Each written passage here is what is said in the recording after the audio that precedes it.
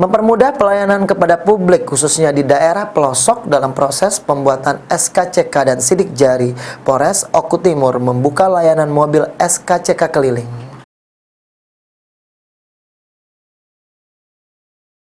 Mobil SKCK keliling milik Polres Oku Timur ada untuk mempermudah bagi masyarakat pemohon SKCK khususnya yang rumah tinggalnya jauh dari Polres Oku Timur.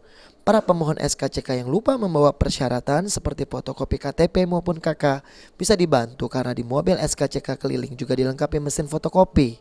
Semua pelaksanaan proses ini sendiri gratis, tidak dipungut biaya, dan semuanya demi kecepatan pelayanan kepada masyarakat.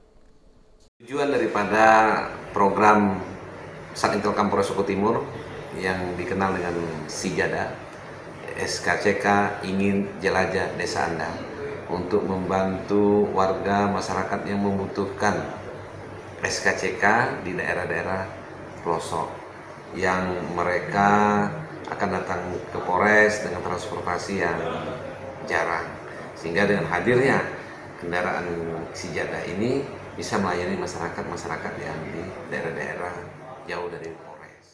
Mobil SKCK keliling akan berkeliling ke tempat yang selama ini tidak pernah terjangkau dalam pelayanan publik SKCK karena wilayah Kabupaten Ogan Komering Ulu Timur cukup luas, ada 303 desa dan 20 kecamatan.